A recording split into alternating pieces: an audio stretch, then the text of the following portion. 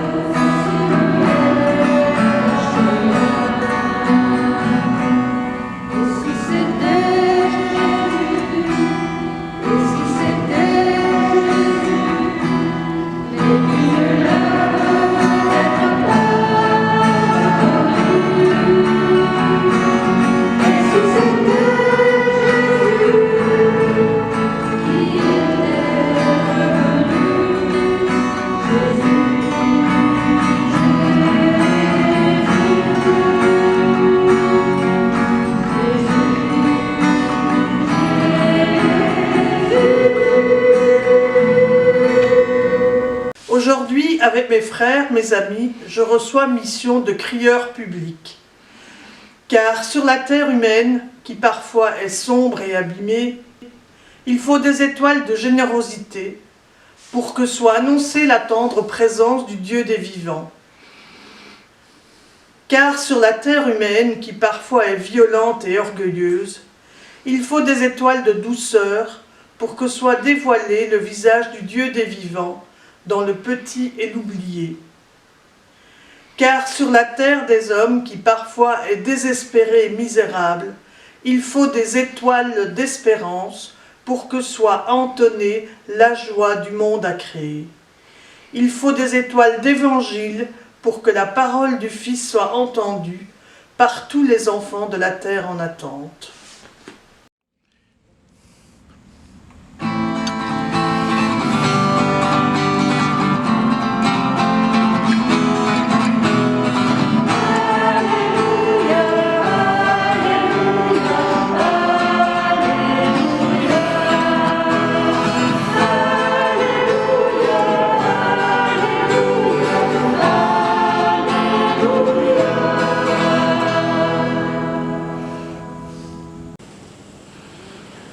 Évangile de Jésus-Christ selon saint Luc. En ces jours-là, parut un édit de l'empereur Auguste, ordonnant de recenser toute la terre.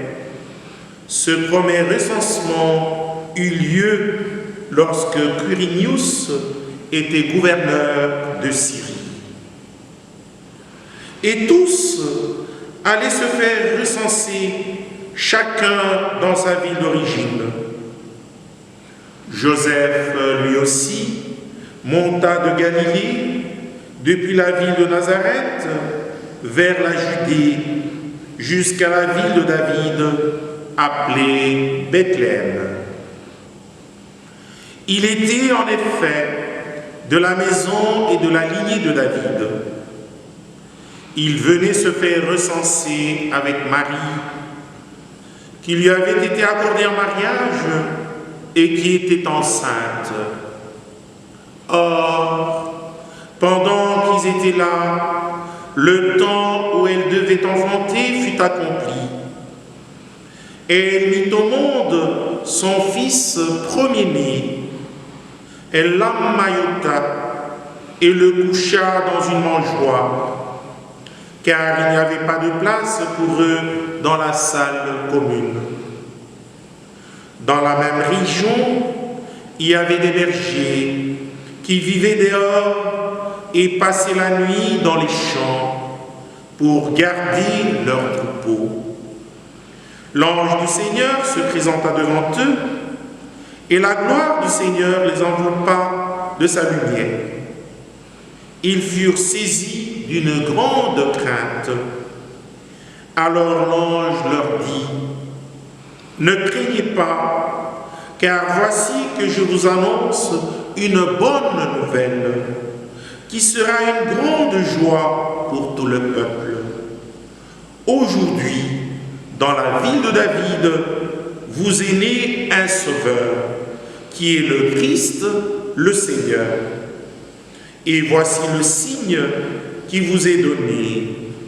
Vous trouverez un nouveau-né emmailloté et couché dans une mangeoire.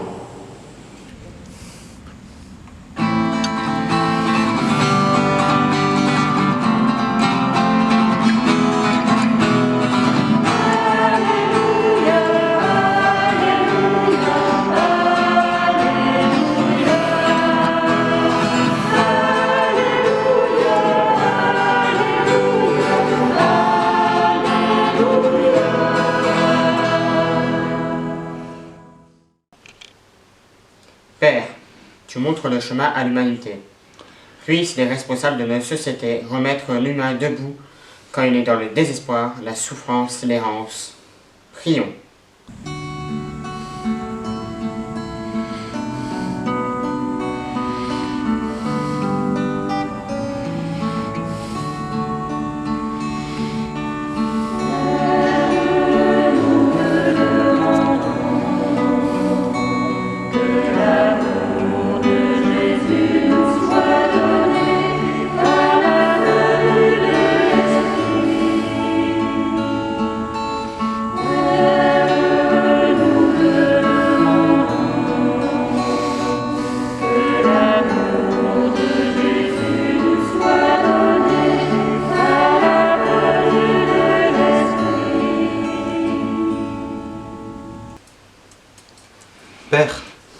les baptisés à former ton Église. Puissent-ils vivre dans l'appel reçu au baptême et à la confirmation, pour ne pas perdre la direction du bonheur vrai. Prions.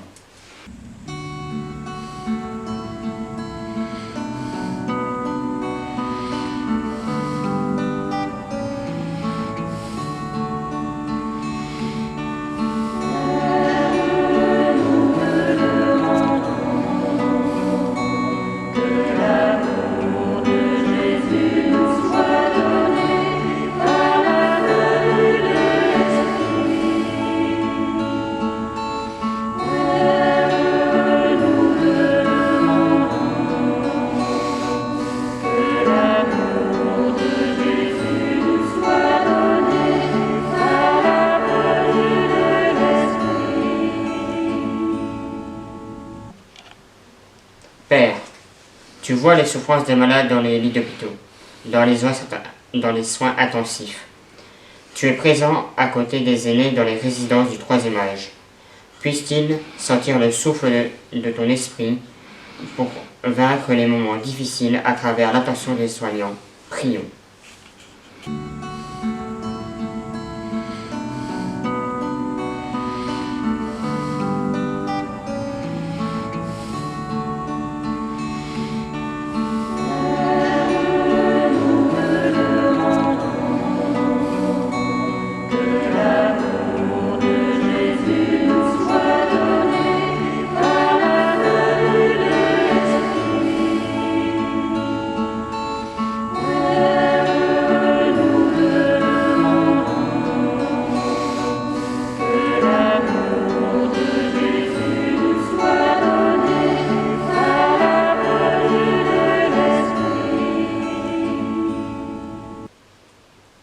Père, tu guides nos pas.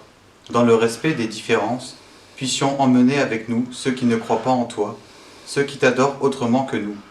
En ce jour où ta lumière enveloppe les bergers, prions.